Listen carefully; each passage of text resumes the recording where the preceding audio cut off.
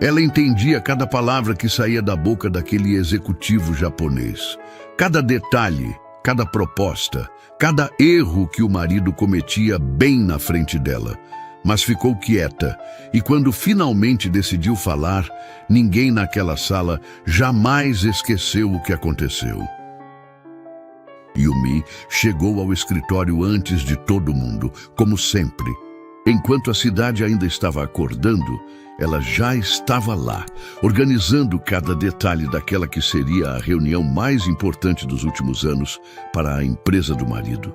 Ajeitou as pastas sobre a mesa de conferência, verificou o projetor, conferiu se a água estava gelada do jeito que Rafael gostava, posicionou os copos com a abertura virada para cima do jeito certo. Fez tudo isso em silêncio, com aquela precisão tranquila de quem não precisa de aplauso para fazer bem feito. Ninguém pedia para ela chegar cedo. Ninguém agradecia quando ela chegava. Era esperado, como se fosse parte da mobília do lugar. E Yumi tinha aprendido a conviver com isso de um jeito que doía menos do que deveria. Ela tinha 32 anos. Cabelos escuros e lisos, um jeito de andar que não chamava a atenção, mas que as pessoas sentiam quando ela saía da sala. Filha de Hiroshi e Setsuko, imigrantes japoneses que vieram para o Brasil com 2 malas e uma determinação que poucos conseguem entender. Cresceu ouvindo 2 idiomas dentro de casa, aprendeu um terceiro por conta própria e chegou a trabalhar como intérprete oficial em negociações internacionais antes de conhecer Rafael, antes de casar, antes de abrir mão de tudo isso, achando que estava construindo algo maior.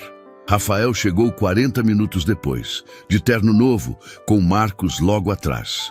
Os 2 entraram falando alto, rindo de algo que tinha acontecido no caminho, e passaram direto pela sala de conferências sem olhar para Yumi. Rafael só parou quando precisou, quando viu que o projetor já estava ligado e as pastas já estavam no lugar certo.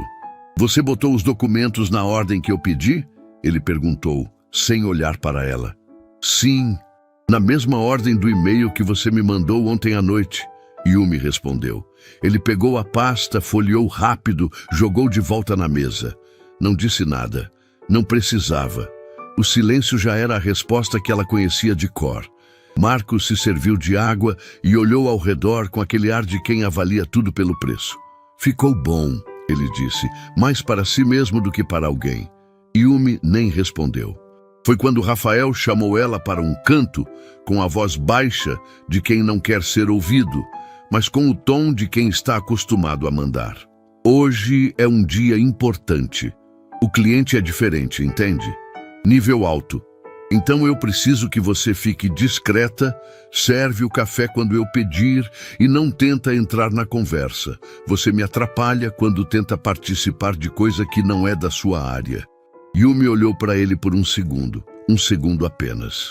"Tudo bem", ela disse, e voltou para a mesa, ajeitou um copo que já estava ajeitado e ficou quieta.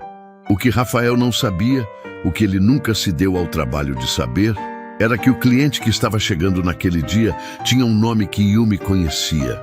Um nome que ela tinha ouvido dentro de casa quando ainda era criança, sentada no colo do pai, ouvindo histórias de um Japão que ela nunca tinha visitado, mas que existia vivo dentro dela. Kenji Tanaka. Ela tinha lido esse nome numa carta do pai havia anos. Tinha visto numa foto antiga 2 homens jovens sorrindo na frente de um escritório em Osaka. Nunca imaginou que um dia esse nome entraria pela porta da empresa do marido, como se fosse só mais uma reunião de negócios. Quando a secretária ligou, avisando que o carro do cliente havia chegado, Rafael endireitou o terno, Marcos limpou a garganta e Yumi encheu os copos de água com a mão completamente firme. Mas por dentro, o coração dela estava acelerado de um jeito que ela não sentia faz muito tempo. Aí chegou a notícia que jogou Rafael de cabeça na parede. A secretária entrou com o rosto desconfortável de quem está prestes a estragar o dia de alguém. O intérprete que tinha sido contratado para a reunião havia cancelado. Problema de saúde. Ligou minutos atrás. Não tinha substituto disponível no prazo. Rafael ficou branco, depois ficou vermelho. Bateu a mão na mesa com uma força que fez os copos tremerem e olhou para Marcos como se ele tivesse alguma solução escondida no bolso. Marcos abriu as mãos no ar. Nenhum dos dois falava japonês. Nenhum dos dois falava inglês com segurança suficiente para uma negociação desse nível. E o cliente estava subindo no elevador. "Eu posso ajudar." A voz de Yumi saiu calma, direta, sem rodeio. Os dois homens viraram para ela ao mesmo tempo, com aquela expressão de quem não esperava que a mobília fosse falar. Rafael franziu a testa. "Você? Eu falo japonês," ela disse simplesmente. Houve um silêncio curto, daqueles que parecem mais longos do que são. Rafael olhou para Marcos. Marcos encolheu os ombros. E então Rafael virou para Yumi com uma expressão que ela nunca conseguiu esquecer. Não era raiva, não era dúvida. Era algo pior. Era descaso. "Yumi, pelo amor de Deus, você aprendeu umas palavras com seu pai quando era criança. Isso não é a mesma coisa. Esse homem é executivo, é negociação de alto nível, não é brincadeira de criança. Você não serve para isso, tá? Não quero que você atrapalhe o que eu construí." Ela não respondeu, não rebateu, não saiu da sala com porteira. Ficou parada, olhou para ele por mais um segundo do que da vez anterior e voltou para o seu lugar perto da janela. Marcos desviou o olhar. Até ele pareceu sentir que alguma coisa tinha passado longe do limite do razoável. Mas não disse nada, nunca dizia. A porta se abriu. Kenji Tanaka entrou com 2 assessores. Cumprimentou a sala em inglês com a precisão econômica de quem não desperdiça palavras. Era um homem de cabelos grisalhos, postura impecável, olhar que avaliava tudo sem parecer que estava avaliando nada. Rafael foi na frente com o aperto de mão, o sorriso ensaiado, apresentou Marcos, apresentou a empresa com aquele discurso que Yumi já tinha ouvido tantas vezes que sabia de cor. E então Kenji virou o olhar para ela. Rafael fez um gesto vago na direção de Yumi. "Minha esposa, ela cuida do administrativo aqui." Kenji olhou para Yumi com uma atenção diferente da que tinha dado para o resto da sala. Não era curiosidade, era reconhecimento, como se estivesse procurando algo num rosto e tivesse encontrado. Ele disse algo, baixo, direto, em japonês. A sala não entendeu. Rafael deu uma risadinha nervosa, olhou para Yumi esperando que ela traduzisse ou pelo menos explicasse que não tinha entendido nada. Yumi olhou para Kenji, ele olhou para ela e ela sorriu, um sorriso educado, fechado, e não disse uma palavra. Rafael respirou aliviado, achando que ela tinha provado o ponto dele, que ela realmente não entendia, que ele tinha razão como sempre tinha. Mas os olhos de Yumi estavam marejados, não de constrangimento, de algo completamente diferente. Porque o que Kenji tinha dito em japonês, naquele tom baixo e direto, era uma coisa que ninguém naquela sala poderia imaginar. Ele tinha dito, "Você tem os olhos do seu pai." E Yumi tinha entendido cada sílaba. A reunião tinha durado pouco mais de 1h30, e nesse tempo Yumi não abriu a boca uma vez sequer.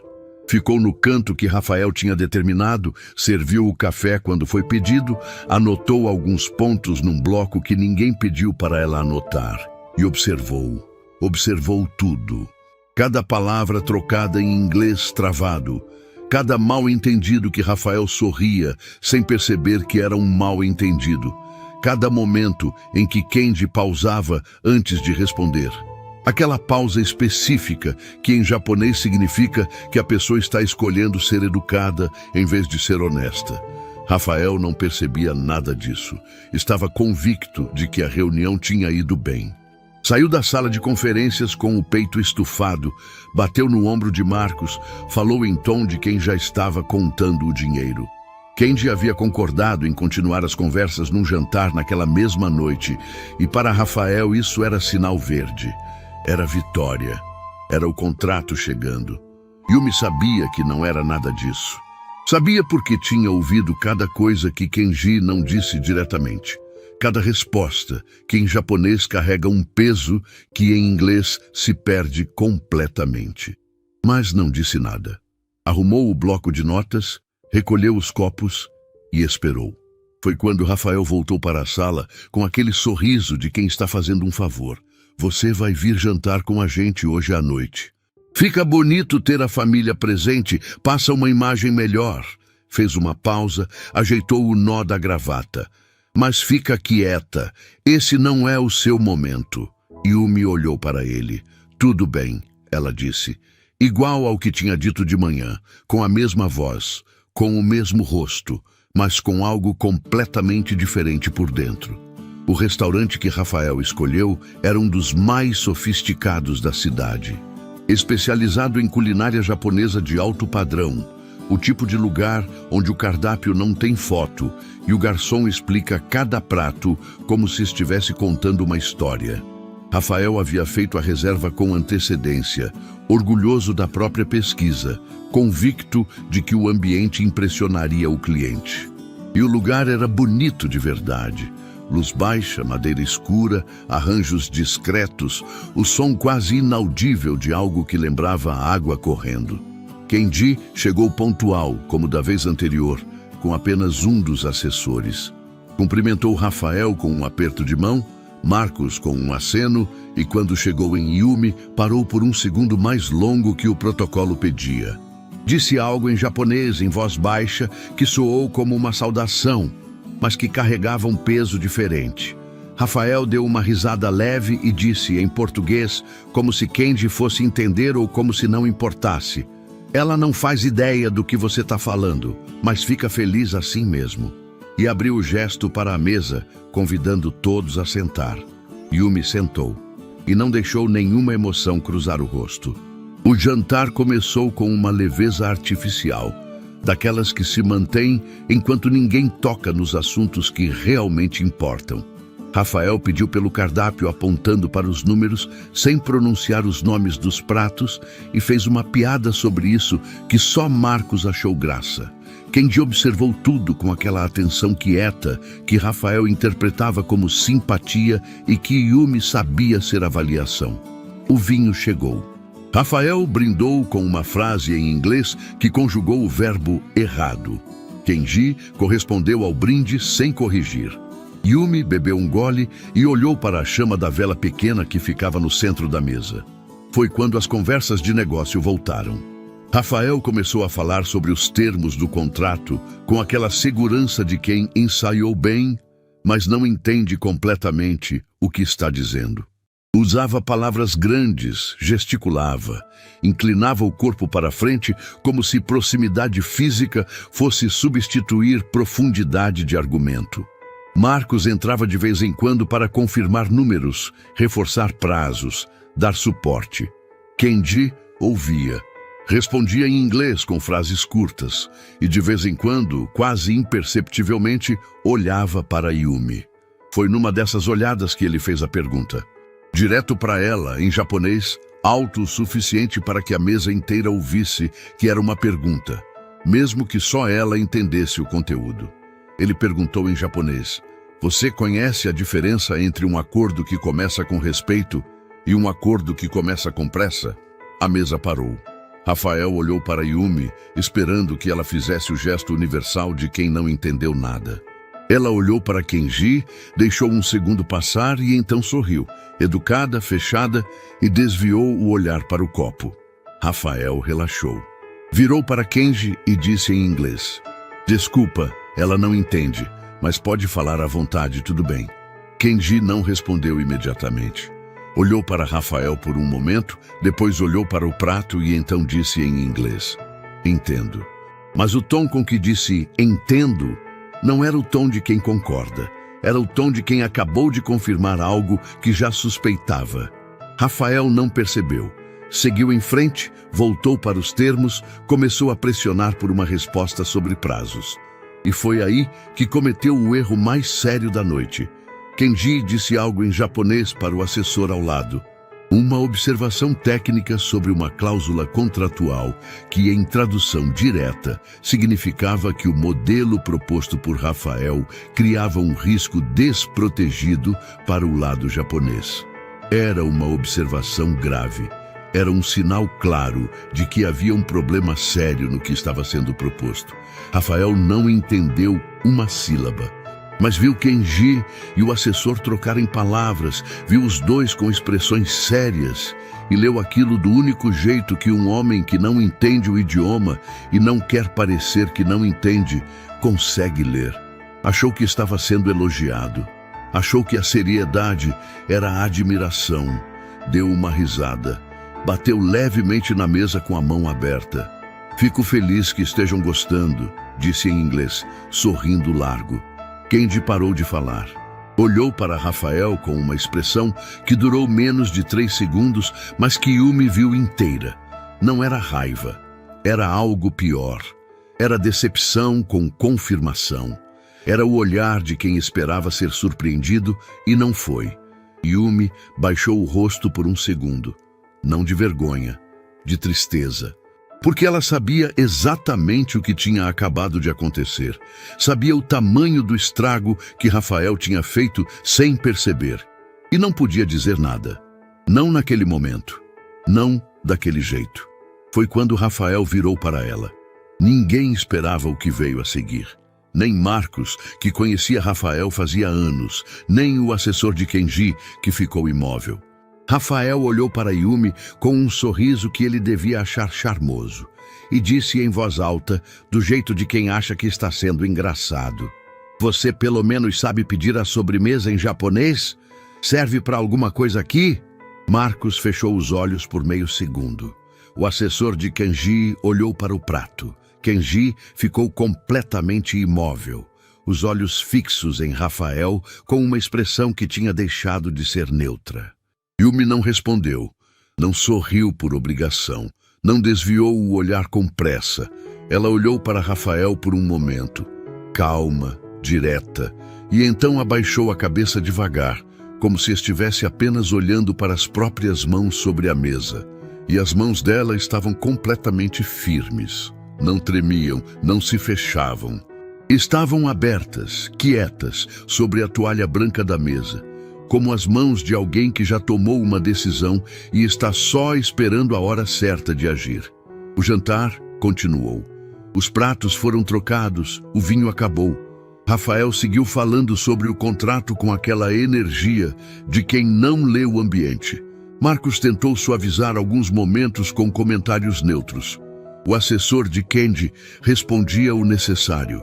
E Kenji foi ficando cada vez mais quieto, cada vez mais dentro de si, com aquele silêncio que em qualquer cultura do mundo significa que algo foi além do que deveria.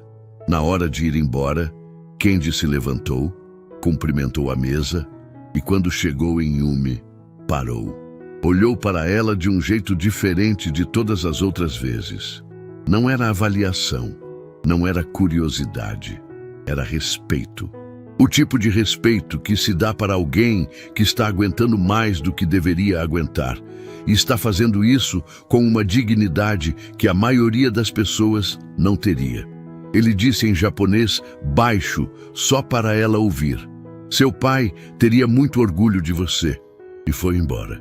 Yumi ficou parada por um segundo. Sentiu a frase descer devagar, como água quente, atravessar o peito inteiro, chegar num lugar que estava fechado faz muito tempo. Fechou os olhos por menos de um segundo. Abriu.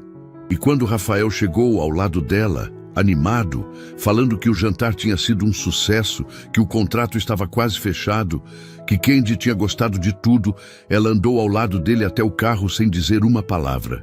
Dentro do carro, enquanto Rafael ligava o rádio e Marcos mandava mensagem no celular, Yumi olhou pela janela para a rua que passava lá fora e fez uma conta silenciosa.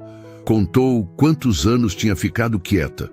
Contou quantas vezes tinha engolido uma frase que merecia ser dita.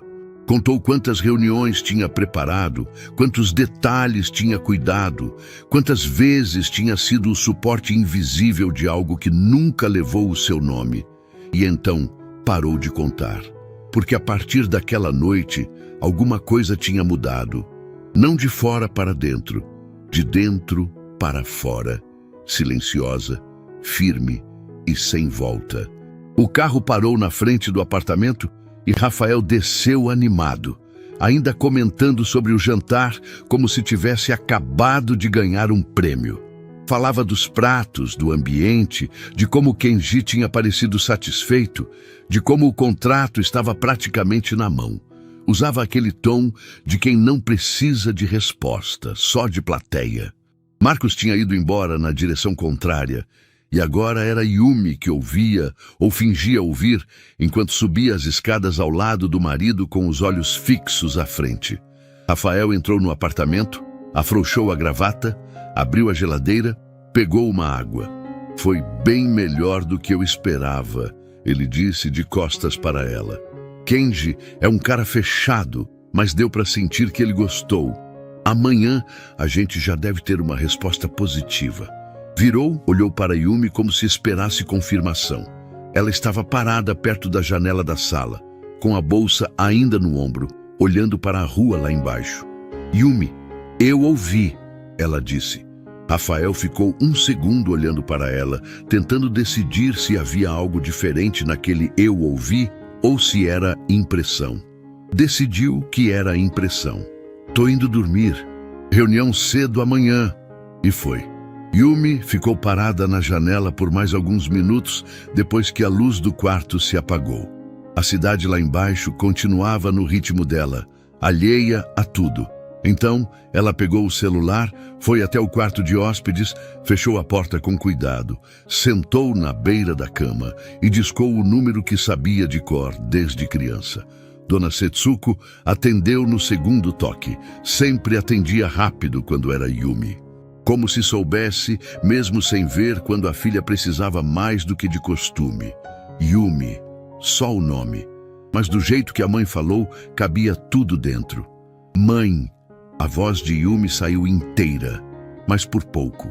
Ficaram um segundo em silêncio, as duas, como faziam desde que Yumi era pequena, quando às vezes sentar em silêncio junto era mais do que qualquer conversa poderia ser. Dona Setsuko esperou. Sabia que a filha ia falar quando estivesse pronta, e que apressar esse momento era o mesmo que fechar uma porta no momento errado. Mãe, eu preciso te perguntar uma coisa. Yumi respirou fundo. Você conhece o nome Kenji Tanaka? O silêncio que veio depois era diferente do anterior. Não era o silêncio de quem espera. Era o silêncio de quem acabou de sentir o chão se mover. Onde você ouviu esse nome? A voz de Dona Setsuko saiu baixa, cuidadosa, como quem escolhe cada palavra antes de soltar. Ele está aqui, no Brasil, numa negociação com Rafael. Yumi fez uma pausa. Ele me olhou de um jeito que eu não consigo explicar, mãe. E no jantar, ele disse que eu tenho os olhos do pai. Dona Setsuko demorou alguns segundos para responder. Quando falou, a voz dela tinha mudado. Estava mais lenta, mais funda, como alguém que está abrindo uma gaveta que ficou fechada por muito tempo. Kenji Tanaka foi o melhor amigo do seu pai no Japão. Antes de nós virarmos para o Brasil, antes de você nascer, eles trabalharam juntos por quase 8 anos. Seu pai nunca falou muito sobre ele por aqui, porque era uma parte da vida que ele deixou para trás. Mas o Kenji era família. Do jeito que amigo vira família quando você passa pelo suficiente junto. Yumi fechou os olhos, sentiu as peças se encaixando uma por uma, devagar, com aquele peso específico das coisas que sempre estiveram lá, mas que a gente só enxerga quando está pronta. O que aconteceu entre eles? Dona Setsuko respirou fundo. Sua empresa estava afundando. Uma crise grande, dívida pesada, os sócios querendo sair. Seu pai entrou com tudo que tinha, não como empréstimo. Disse que a amizade não tem recibo. Kenji quis pagar de volta quando se recuperou e seu pai recusou. Disse apenas... Ela pausou e Yumi ouviu a voz da mãe engrossar um pouco antes de continuar. Disse apenas que um dia Kenji entenderia por quê. Yumi abriu os olhos. A janela do quarto de hóspedes dava para um muro, mas ela não estava olhando para o muro. Estava olhando para algo que não estava naquela sala. Mãe, ele veio até aqui sabendo quem eu era? Eu não sei, filha. Mas seu pai sempre dizia que Kenji era o tipo de homem que não faz nada por acidente. Elas ficaram mais um tempo ao telefone, falando pouco, sentindo muito. Quando Yumi desligou, ficou parada com o celular no colo por um bom tempo. Então se levantou, foi até o guarda-roupa do quarto de hóspedes, abriu a porta e olhou para a prateleira do alto. Lá estava a caixa. Uma caixa de papelão reforçada, com o nome do pai escrito à mão na tampa, numa caligrafia que Yumi reconheceria em qualquer lugar do mundo. Ela pegou a caixa com os 2 braços, colocou na cama e abriu devagar. Tinha fotos, tinha documentos, tinha um dicionário japonês-português com anotações à mão nas margens. A letra miúda e precisa de Hiroshi preenchendo os espaços em branco com observações que só faziam sentido para ele. E tinha cartas, várias cartas, amarradas com um barbante simples, algumas com um envelope aberto, outras ainda fechadas. Yumi pegou o maço de cartas e procurou até encontrar o que estava procurando. Um envelope maior que os outros, com um nome escrito na frente, o nome de Kenji. E do lado, em japonês, a letra do pai, para entregar quando o tempo chegar. A carta nunca foi enviada. Yumi ficou olhando para aquele envelope por um tempo que ela não soube medir. Segurou com os 2 dedos como se pudesse ser frágil, como se anos de espera tivessem deixado o papel mais delicado do que era. Não abriu. Não era a hora. Mas sentiu, com uma clareza que não precisava de explicação, que aquela carta era o centro de tudo, que aquele envelope guardava algo que ia além de negócio, além de contrato, além de qualquer coisa que Rafael pudesse entender ou valorizar. Ela recolocou tudo na caixa, com o mesmo cuidado com que tinha tirado, e ficou sentada na beira da cama com a carta do pai no colo, até o apartamento ficar completamente silencioso. Na manhã seguinte, Yumi estava de volta ao escritório antes de todo mundo, como sempre. Mas algo era diferente. A postura era a mesma, o silêncio era o mesmo, a precisão com que organizava as coisas era a mesma. O que tinha mudado era interno, e exatamente por isso era irreversível. Tinha a ver com a carta no fundo da caixa, com a voz da mãe na noite anterior, com a frase que Kenji tinha dito no jantar e que ainda ecoava num lugar do peito onde as coisas que importam de verdade ficam guardadas. A secretária chegou, depois Marcos, depois Rafael, com o mesmo terno de sempre e a mesma energia de quem não carrega nada por dentro porque nunca parou para verificar o que há lá. Foi quando a secretária se aproximou de Yumi com uma expressão levemente confusa. Yumi, chegou uma mensagem aqui de manhã cedo. É do escritório do Sr. Tanaka. Ele pediu para falar. Ela olhou para o papel na mão, como se quisesse ter certeza antes de falar, com a esposa do Sr. Rafael. O escritório ficou em silêncio por um segundo. Marcos olhou para Yumi. Yumi olhou para a mensagem. E Rafael, que tinha ouvido da mesa dele, saiu com o rosto fechado e os ombros tensos daquele jeito específico que Yumi conhecia bem. Não era raiva ainda, era o prelúdio da raiva, o momento em que ele está decidindo qual versão de si mesmo vai aparecer. Apareceu a pior. Chegou até Yumi com passos rápidos, pegou o papel da mão da secretária antes que Yumi pudesse tocá-lo, leu em 2 segundos e jogou sobre a mesa com uma força desnecessária. O que foi isso ontem à noite? O que você fez? Nada, Yumi disse. Nada. Rafael baixou a voz, mas o tom era o tipo que machuca mais do que grito. Um executivo japonês que mal te olhou durante o jantar, acorda de manhã e manda mensagem pedindo para falar especificamente com você. E você me diz que não fez nada?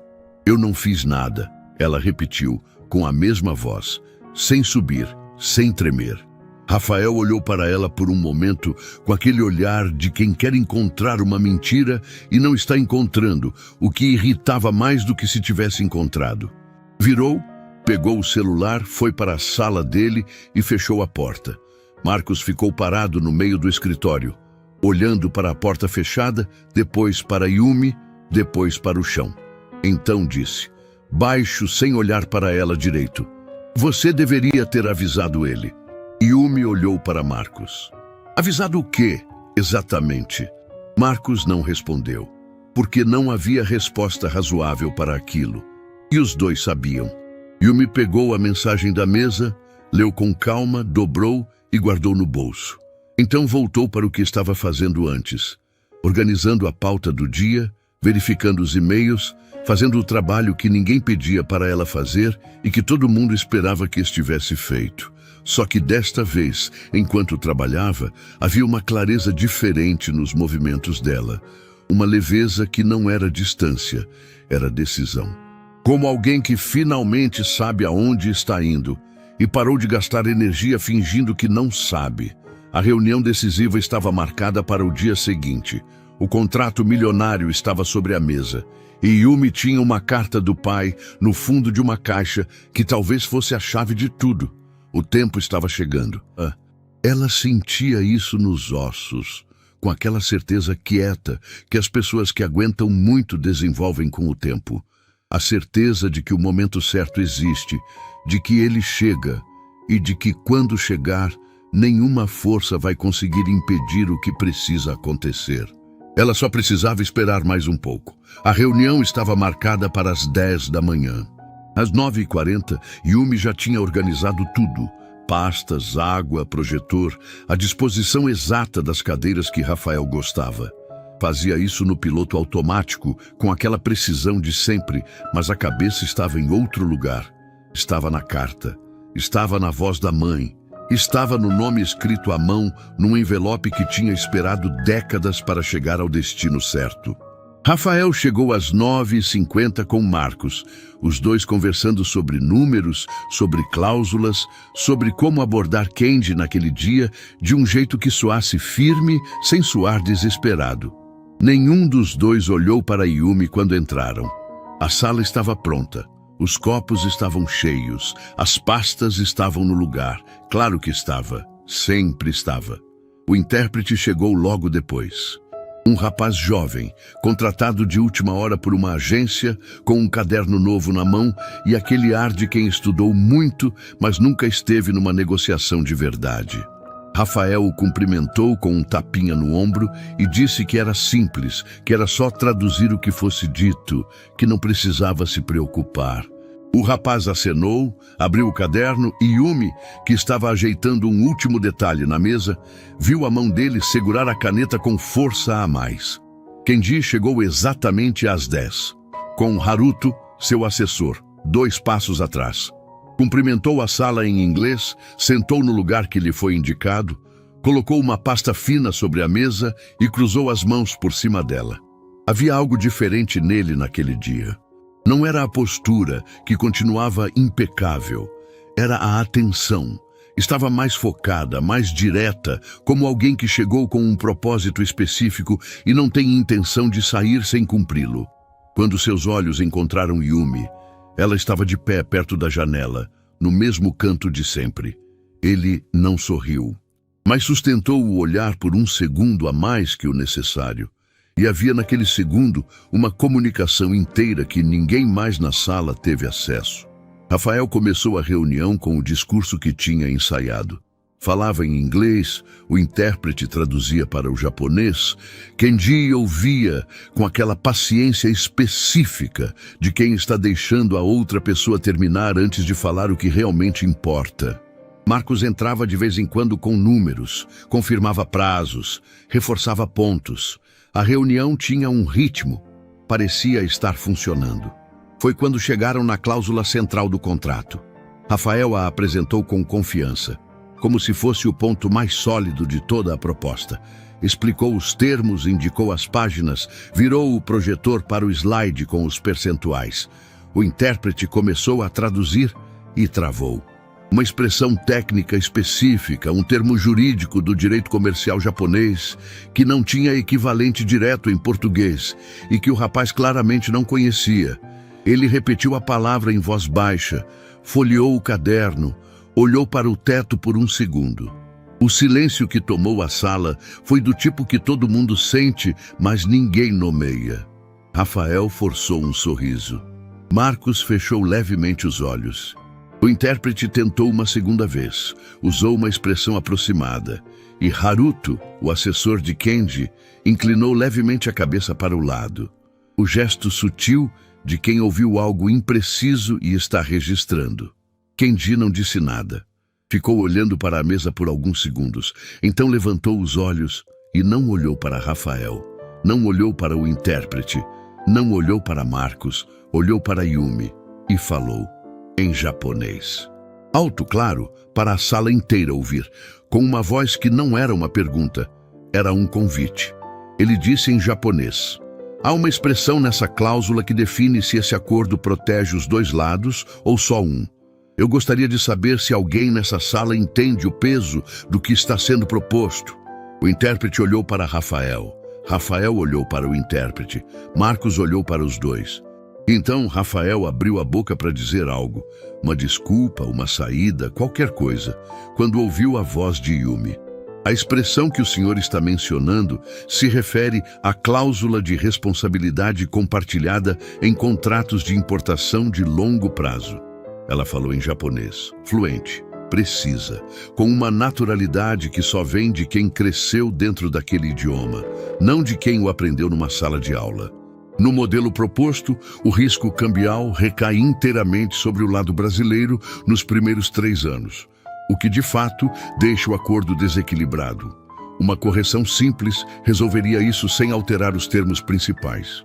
A sala parou. Não foi uma pausa. Foi uma parada completa, daquelas em que até o ar parece segurar o movimento. Rafael ficou com a boca levemente aberta, os olhos fixos em Yumi, como se estivesse vendo uma pessoa completamente diferente, ocupando o lugar onde a esposa costumava ficar. Marcos deixou a caneta escorregar dos dedos e ela bateu na mesa com um som pequeno que naquele silêncio pareceu enorme.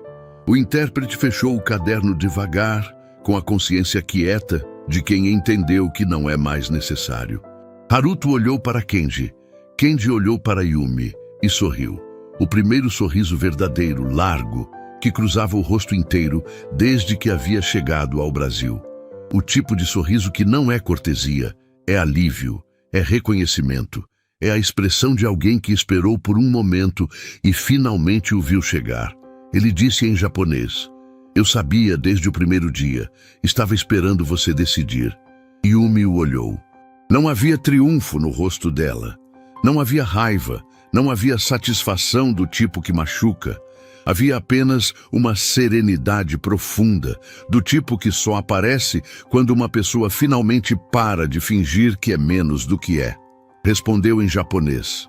Meu pai sempre disse que o momento certo chega para quem tem paciência para esperar por ele.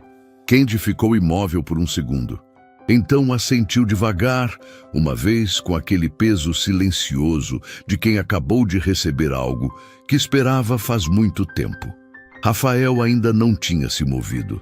Estava parado na cabeceira da mesa, com as mãos apoiadas na superfície, olhando para Yumi com uma expressão que ela nunca tinha visto no rosto dele. Não era raiva, ainda não. Era algo anterior à raiva. Era o momento exato em que uma pessoa percebe que a história que contava para si mesma estava errada, que o chão onde achava que estava pisando era outro chão completamente. Marcos recolheu a caneta do lugar onde tinha caído. Não olhou para ninguém. Posso ver a cláusula? Yumi perguntou em português, diretamente para Rafael, com uma voz completamente normal, nem dura, nem suave demais.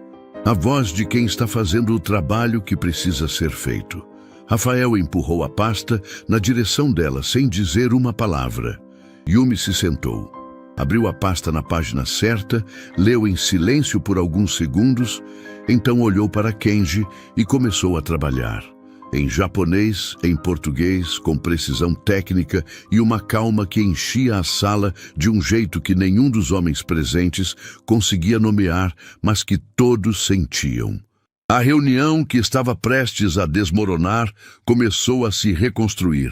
E na cabeceira da mesa, Rafael observava tudo com o olhar de quem está vendo pela primeira vez algo que estava diante dele o tempo inteiro, e entendendo tarde demais o tamanho do que nunca soube enxergar. A reunião terminou com um aperto de mão que Rafael demorou um segundo a mais para entender que estava acontecendo. Kendi se levantou, estendeu a mão para Yumi primeiro, não para Rafael, não para Marcos, para Yumi, e disse em japonês: "Vamos continuar essa conversa em breve. Há muito ainda a ser discutido." Ela respondeu com um aceno respeitoso e uma frase curta em japonês que ninguém mais na sala entendeu, mas que fez Haruto, o assessor, inclinar levemente a cabeça em aprovação. Kendi então cumprimentou Rafael com a cordialidade exata de quem está sendo educado, sem ser caloroso. Cumprimentou Marcos da mesma forma e saiu com Haruto 2 passos atrás, deixando para trás um silêncio que tinha textura, que pesava, que ninguém na sala saberia descrever, mas que todos sentiam na mesma medida. O intérprete recolheu o caderno que pouco usou, murmurou um até logo que ninguém respondeu e foi embora. Ficaram os 3, Rafael, Marcos e Yumi. Rafael ficou de pé na cabeceira da mesa por um tempo que pareceu mais longo do que foi. Olhava para a pasta aberta na frente dele, para os slides ainda projetados na parede, para o copo de água que não tinha tocado. Olhava para tudo, menos para Yumi. Marcos ficou sentado, mexendo no celular com uma atenção exagerada, do jeito de quem está fingindo ter o que fazer para não precisar participar do que está prestes a acontecer. Foi Rafael quem quebrou o silêncio. A voz saiu diferente do habitual, menos alta, menos segura, como uma estrutura que perdeu um pilar e ainda não desabou, mas já não está reta. "Por que você não me contou?" Yumi estava recolhendo as pastas do lado oposto da mesa. Não parou o que estava fazendo. "Contar o quê, Rafael? Que você falava japonês assim." Ele fez um gesto vago com a mão, como se assim pudesse abranger tudo o que tinha acontecido na última hora. Desse jeito, fluente, com aquela precisão toda, Yumi empilhou as últimas pastas, endireitou a pilha e olhou para ele. "Você sabia que eu aprendi japonês em casa com meu pai desde que eu tinha 4 anos. Você sabia que eu trabalhei como intérprete por 6 anos antes de casar. Você tinha essas informações, Rafael. Sempre teve." Rafael abriu a boca, fechou, abriu de novo. "Eu não sabia que era nesse nível." "Você nunca perguntou qual era o nível." A voz de Yumi continuava calma. Não era frieza. Era algo mais difícil de sustentar do que frieza. Era clareza. "Você nunca perguntou nada sobre o que eu fazia antes, sobre o que eu sabia, sobre o que eu abri mão. Você simplesmente decidiu o que eu era e ficou com essa versão." Marcos colocou o celular no bolso, olhou para a janela. Rafael desviou o olhar por um momento, e foi nesse momento, naquele desvio rápido, involuntário, que Yumi viu pela primeira vez algo que não estava acostumada a ver no rosto do marido. Não era raiva, era vergonha. Uma vergonha pequena ainda, que ele estava lutando para empurrar de volta para dentro antes que crescesse demais. Mas cresceu. Naquela mesma tarde, enquanto Yumi estava na sala organizando documentos, o celular de Rafael tocou. Ela ouviu a conversa do outro lado da parede, não as palavras exatas, mas o tom de quem está tentando convencer alguém de algo e não está conseguindo. A voz subia, descia, ficava em silêncio, subia de novo. Depois parou. Rafael entrou na sala com o rosto fechado. Olhou para Yumi de um jeito diferente de todas as outras vezes. Havia algo novo ali, não exatamente respeito ainda não, mas o espaço vazio onde o desprezo tinha estado antes e que ele ainda não sabia o que colocar no lugar. Kendi cancelou a reunião de amanhã, ele disse. Yumi continuou organizando os papéis. Eu sei. Rafael franziu a testa. Como você sabe? Haruto me mandou uma mensagem. Ela disse isso com a mesma naturalidade com que diria que estava chovendo lá fora. Mas o efeito no rosto de Rafael foi o de alguém que acaba de pisar num degrau que não esperava encontrar. Haruto te mandou mensagem. Ele repetiu as palavras devagar, como se precisasse ouvi-las de novo para acreditar. O assessor de Kenji tem o seu contato. Kenji pediu meu contato no final da reunião. Você estava falando com Marcos e não viu. Rafael ficou parado por um momento. Então foi até a janela, ficou de costas para ela, com as mãos nos bolsos. Quando falou de novo, a voz estava diferente, mais baixa, mais honesta do que Yumi tinha ouvido em muito tempo. Ele não vai fechar comigo, vai? Yumi demorou um segundo para responder. Não por crueldade, por respeito ao peso da pergunta. Não do jeito que estava sendo proposto, não. Por causa do que aconteceu no jantar. Por causa de muita coisa que aconteceu desde que ele chegou. Rafael virou. Olhou para ela com aquela expressão de quem está fazendo uma conta e não está gostando do resultado. E você pode resolver isso? Você consegue reverter? E ali estava. A pergunta que ele nunca deveria ter feito daquele jeito. Não porque fosse errada, mas porque revelava tudo. Que mesmo naquele momento, depois de tudo, o que ele queria saber não era como Yumi estava. Não era o que ela sentia. Não era o que os anos de silêncio tinham custado a ela. Era o que ela podia fazer por ele. Yumi olhou para Rafael por um longo momento. Viu o homem que tinha conhecido anos atrás, que tinha sorrido de um jeito que ela achou genuíno, que tinha feito promessas com aquela voz que parecia sólida. Viu também o homem que tinha se tornado, ou talvez o que sempre foi, e ela demorou para enxergar.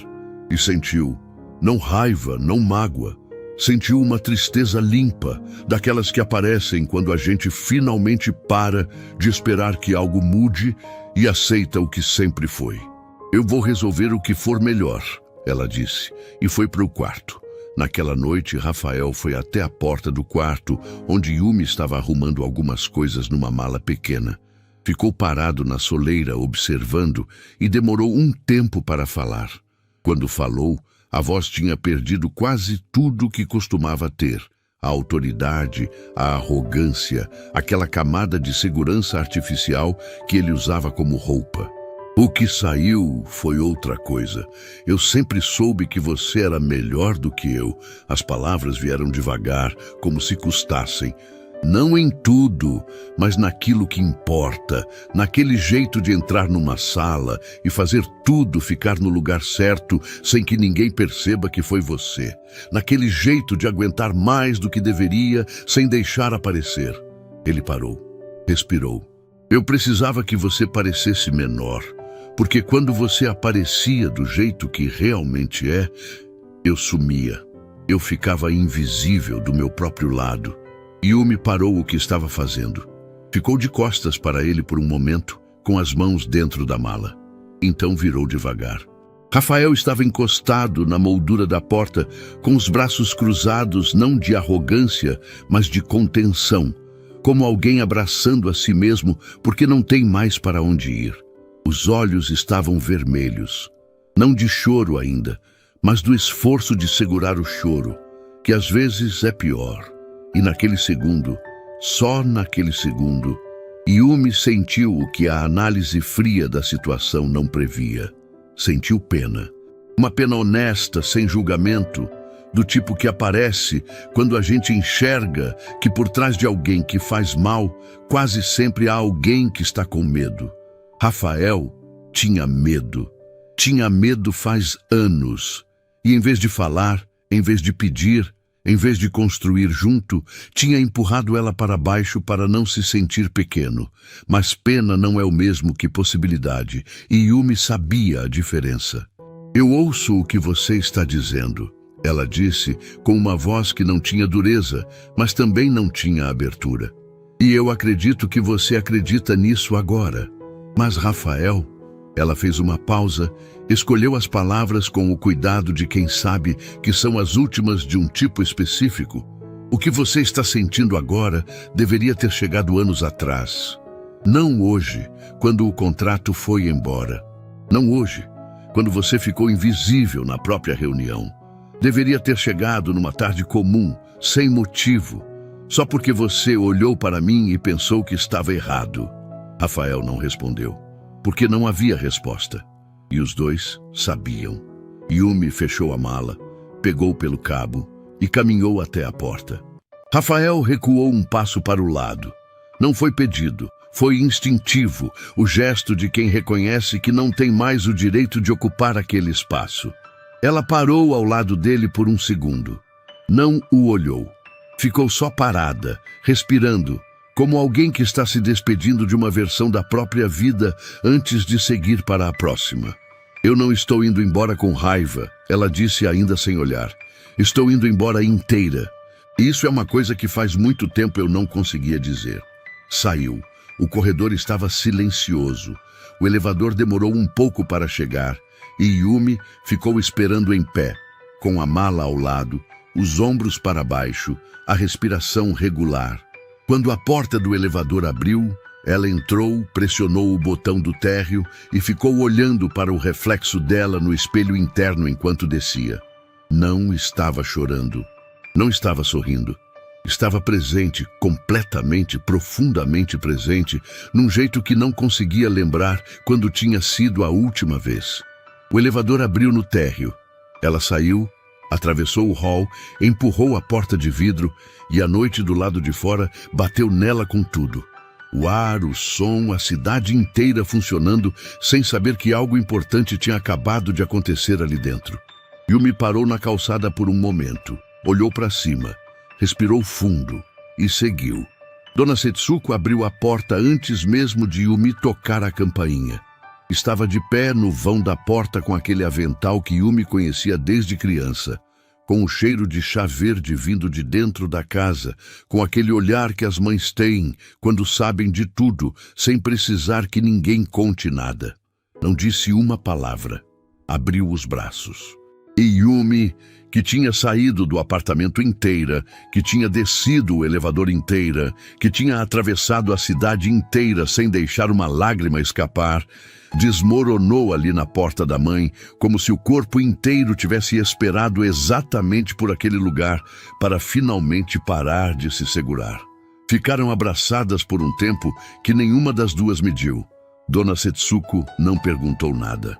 Não disse que ia ficar bem, não disse que ela era forte, não disse nenhuma daquelas frases que as pessoas falam quando não sabem o que dizer, mas precisam preencher o silêncio. Ficou só ali, firme, com os braços fechados ao redor da filha, como alguém que sabe que às vezes o único remédio é esse: presença, sem mais nada. Quando Yumi finalmente se afastou, os olhos estavam vermelhos, mas a voz estava firme. Eu trouxe a carta, ela disse. Dona Setsuko olhou para ela por um segundo. Depois assentiu devagar, como quem confirma algo que já sabia que estava chegando. Entra, o chá ainda está quente. Sentadas à mesa da cozinha, com as xícaras na frente e a carta do pai entre elas, Yumi contou tudo. Contou a reunião, contou o jantar, contou o momento em que falou em japonês e a sala parou. Contou a conversa com Rafael no quarto, a mala, o elevador, a calçada. Dona Setsuko ouviu tudo sem interromper uma vez, com aquela habilidade rara de quem entende que ouvir de verdade significa deixar a outra pessoa chegar até o fim. Quando Yumi terminou, o chá tinha esfriado e nenhuma das duas tinha tocado nas xícaras. Seu pai ia gostar muito de você hoje, Dona Setsuko disse. Simples assim. Sem drama, sem elaboração, e exatamente por ser simples assim, partiu do jeito certo. Yumi olhou para a carta sobre a mesa. O envelope com o nome de Kenji na frente, a letra do pai, aquela caligrafia que ela reconheceria em qualquer lugar. Mãe, eu preciso entregar isso a ele. Eu sei, Dona Setsuko respondeu. Seu pai sabia também. Por isso nunca jogou fora e nunca enviou.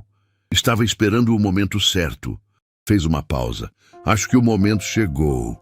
2 dias depois, Yumi estava numa sala de reunião diferente. Não o escritório de Rafael, não o restaurante japonês, não nenhum lugar que carregasse o peso dos últimos dias. Era uma sala no hotel onde Kenji estava hospedado, limpa, neutra, com uma vista larga da cidade lá fora. Kenji a recebeu de pé, com aquela formalidade respeitosa que ele reservava para os momentos que considerava importantes. Haruto estava a 2 passos atrás, discreto como sempre.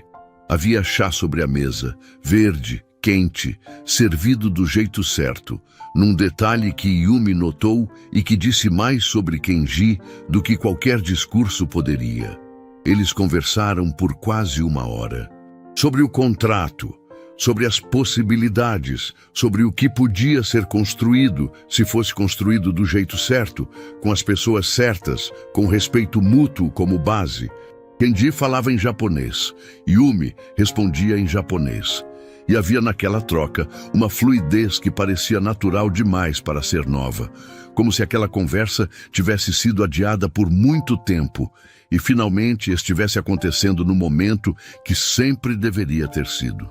No final, quando os termos já tinham sido discutidos e havia um entendimento claro sobre os próximos passos, Yumi abriu a bolsa e tirou o envelope. Colocou sobre a mesa com o nome de Kenji virado para cima e empurrou devagar na direção dele. Kenji olhou para o envelope. Ficou imóvel por um segundo. Então, olhou para a letra no envelope. E alguma coisa no rosto dele mudou de um jeito que Yumi nunca tinha visto em nenhum rosto antes. Não era surpresa exatamente. Era reconhecimento misturado com algo muito mais fundo, do tipo que aparece quando a gente se depara com uma parte da própria história que achava perdida. É do meu pai, Yumi disse em voz baixa. Ele nunca enviou. Eu não sei o que está escrito, mas acho que era para você ter. Kenji tocou no envelope com a ponta dos dedos. Não abriu. Ficou só com a mão em cima, como quem precisa de um momento antes de entrar num lugar que sabe que vai mudar alguma coisa por dentro. Disse em japonês, com uma voz que tinha perdido toda a contenção executiva e virado outra coisa completamente. Hiroshi era o homem mais honesto que eu conheci na vida. Quando a minha empresa estava afundando, todo mundo foi embora. Ele ficou. Colocou tudo o que tinha e não quis nada em troca. Pausou. Eu vim ao Brasil para fechar um contrato, mas vim também porque eu tinha uma dívida que dinheiro nenhum paga, e eu precisava olhar nos olhos da filha dele e dizer que o que ele fez não foi esquecido. Yumi não conseguiu segurar. Uma lágrima desceu, só uma pelo lado direito do rosto, e ela não fez nada para esconder, porque não era fraqueza. Era o tipo de emoção que merece aparecer. Ele sabia que você não tinha esquecido, ela disse. Eu tenho certeza disso. Naquela mesma semana, Rafael descobriu por Marcos, que já estava claramente se posicionando para sair da sociedade, que Yumi tinha sido contratada diretamente pela empresa de Kenji como diretora de relações internacionais para a América do Sul. Não era um cargo pequeno. Não era um favor. Era o reconhecimento formal, com salário e responsabilidades equivalentes, de alguém que tinha se mostrado capaz, numa única tarde, de fazer o que nenhuma equipe tinha conseguido fazer em semanas de negociação. Marcos ligou para Rafael com aquele tom de quem está avisando, mas já tomou a própria decisão. Eu precisava te falar antes de você ouvir de outro jeito. Uma pausa. Eu também conversei com o escritório de Kenji. Tem uma oportunidade diferente que não envolve a nossa sociedade atual. Outra pausa, menor. Eu acho que a gente chegou no limite do que essa parceria consegue construir. Rafael ficou em silêncio do outro lado da linha. Marcos desligou. E Rafael ficou sozinho no escritório que Yumi tinha organizado inúmeras vezes, na cadeira que ela tinha ajustado na altura certa, perto da janela, com a vista que ela tinha escolhido quando reformaram o espaço, cercado por tudo que ela tinha construído junto com ele sem nunca colocar o nome. Ficou olhando para o celular por um longo tempo. Então abriu uma conversa e começou a digitar. Apagou. Começou de novo. Apagou outra vez. Na terceira tentativa, não apagou. Mandou. Era uma mensagem longa para Yumi, com tudo que não tinha dito quando deveria ter dito, sobre os anos, sobre os erros, sobre o tamanho do que ele só tinha conseguido enxergar quando já não havia mais nada para enxergar junto. Não era um pedido disfarçado, era uma confissão real, daquelas que custam, que deixam a pessoa exposta sem rede de proteção. Yumi leu a mensagem sentada no quarto em casa de Dona Setsuko, com a mãe na sala, assistindo televisão baixinho e o cheiro de jantar vindo da cozinha. Leu até o fim, sem pular nenhuma linha. Ficou com o celular na mão por um momento, olhando para a tela. Então, digitou 3 palavras. Eu te perdoo.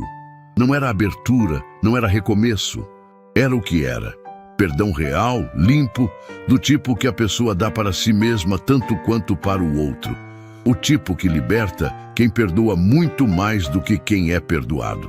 Colocou o celular na mesinha de cabeceira, deitou, olhou para o teto do quarto que tinha sido dela quando criança, com as mesmas marcas no reboco de sempre, e respirou de um jeito que não conseguia lembrar quando tinha respirado assim pela última vez.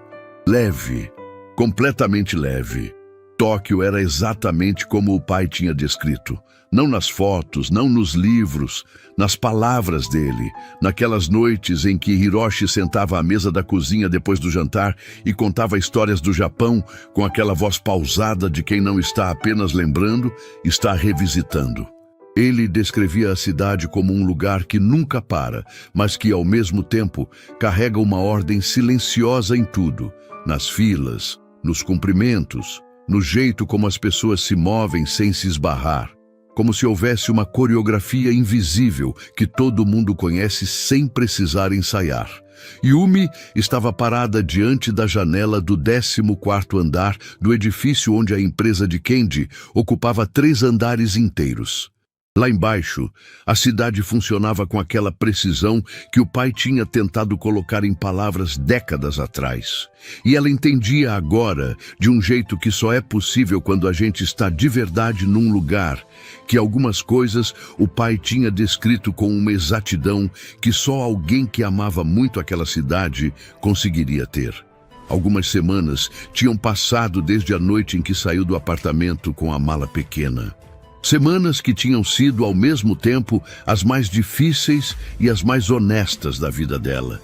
Tinha dormido no quarto da infância, tinha tomado chá com a mãe todas as manhãs, tinha ficado em silêncio quando precisava de silêncio e tinha chorado quando o choro chegou, sem pedir licença e sem tentar adiar. Tinha assinado os documentos que precisavam ser assinados, conversado com quem precisava conversar, encerrado o que precisava ser encerrado. Fez tudo isso com aquela calma que não é ausência de dor. É a presença de algo mais forte do que a dor. E então, Kenji ligou. Com uma proposta formal, um contrato real, um cargo que reconhecia em termos concretos o que ela tinha demonstrado numa única tarde numa sala de reunião. Diretor de Relações Internacionais para a América do Sul, com sede em Tóquio no primeiro semestre para imersão e alinhamento com a equipe central. Yumi tinha lido a proposta 2 vezes, colocado sobre a mesa, olhado para a xícara de chá e pensado no pai. Pensado em quantas vezes ele tinha olhado para o horizonte com aquele olhar de quem sabe que existe um lugar no mundo feito para a pessoa e que o caminho até lá nem sempre é reto. Assinou na linha certa. A reunião daquela manhã tinha durado 2h30. Uma negociação com parceiros coreanos, complexa, com nuances culturais que exigiam atenção em cada camada da conversa. Yumi tinha conduzido a tradução com uma precisão que, ao final, fez o líder da delegação coreana inclinar a cabeça numa reverência discreta na direção dela. Um gesto pequeno, quase imperceptível, que no contexto daquela cultura valia mais do que qualquer elogio verbal. Kenji tinha visto e não disse nada porque não precisava. Quando a sala foi esvaziando, ele ficou. Esperou os últimos assessores saírem, esperou a porta fechar e então abriu a pasta que tinha mantido fechada durante toda a reunião. Tirou um envelope. Colocou sobre a mesa na direção de Yumi com aquele gesto pausado de quem tem consciência do peso do que está fazendo. Era um envelope diferente do que Yumi tinha entregue a ele semanas atrás. Menor, com uma caligrafia que ela conhecia, mas não era o nome de Kenji escrito na frente dessa vez. Era o nome dela. Yumi olhou para o envelope. Olhou para Kenji. Ele estava de pé, de lado, olhando para a janela, dando a ela o espaço que sabia que aquele momento exigia. Seu pai me entregou isso pessoalmente antes de partir para o Brasil. Ele disse, em japonês, com uma voz que tinha perdido toda a formalidade executiva e virado a voz de alguém contando algo que carregou por muito tempo. Ele disse que eu deveria guardar, que um dia eu saberia quando entregar. Uma pausa. Quando você colocou aquela carta na minha mesa e eu vi a letra dele, eu soube. Yumi pegou o envelope com as duas mãos. Abriu devagar, com cuidado, do tipo que a gente tem com as coisas que sabe que não podem ser desfeitas depois de abertas. Tirou as folhas dobradas, duas cobertas de um lado ao outro com a letra miúda e precisa do pai. Começou a ler. E o mundo do lado de fora da janela continuou funcionando, mas dentro daquela sala, tudo parou. Cada linha era o pai falando diretamente para ela, com aquela voz pausada de sempre, com aquela sabedoria que nunca soou como sabedoria, porque sempre soou como conversa. Ele escrevia sobre a infância dela, sobre as noites ensinando japonês na cozinha, sobre o dia em que ela tinha 8 anos e traduziu uma briga de vizinhos sem que ninguém tivesse pedido. E ele tinha olhado para ela com um orgulho que não sabia como colocar em palavras, e tinha anotado naquela carta décadas depois. Ele escrevia que sabia que o caminho dela não ia ser simples, que pessoas com o dom que ela tinha assustam quem não tem, e que às vezes o mundo tenta fazer a gente menor para que os outros se sintam maiores. Ele escrevia que ela nunca deveria deixar, que o idioma que ele tinha ensinado a ela não era só japonês, não era só português, não era nenhuma língua específica. Era o idioma da dignidade, aquele que a gente fala quando olha para alguém nos olhos sem abaixar a cabeça, quando faz o trabalho certo, mesmo que ninguém esteja vendo, quando perdoa sem se perder. A última frase da carta dizia, na letra do pai, "Você sempre soube quem era, minha filha." Só precisava de tempo para o mundo aprender também. Yumi dobrou as folhas, colocou de volta no envelope, fechou os olhos por alguns segundos e ficou assim, quieta, com o envelope no colo, respirando. Quando abriu os olhos, havia uma lágrima descendo pelo lado direito do rosto. Ela não fez nada para esconder, deixou, porque o pai merecia aquela lágrima, porque aquele momento merecia. Kenji continuava de lado, olhando para a janela, respeitando. "Obrigada", Yumi disse em japonês. "Por guardar, por saber quando entregar." Kenji virou. Olhou para ela com aquela atenção quieta que ela tinha aprendido a reconhecer. "Seu pai sabia que você chegaria até aqui. Eu só precisei fazer a minha parte." O celular vibrou no caminho de volta para o hotel. Yumi olhou a tela. Era Rafael. Ficou um segundo com o celular na mão, andando pelo corredor silencioso, e então atendeu. A voz dele estava diferente de todas as outras versões que ela conhecia. Não era a voz de quem manda, não era a voz de quem pede. Era a voz de quem chegou num lugar dentro de si mesmo depois de muito caminhar e não tem mais energia para fingir que chegou antes.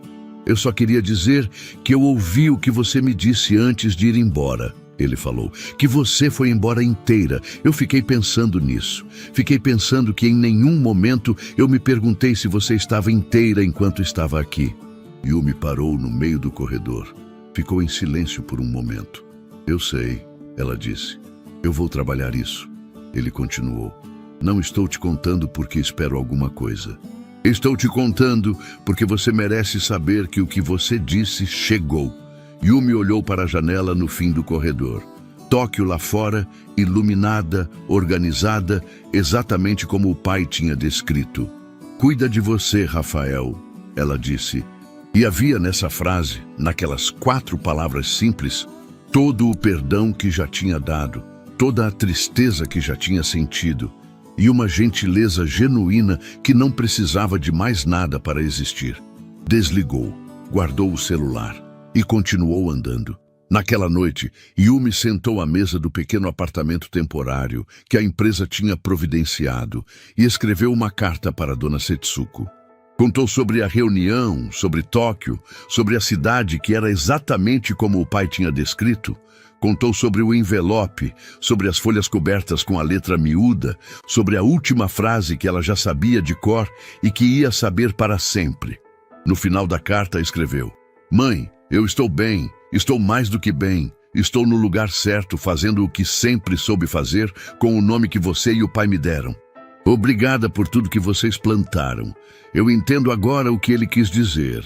O momento certo chega. Chega sempre."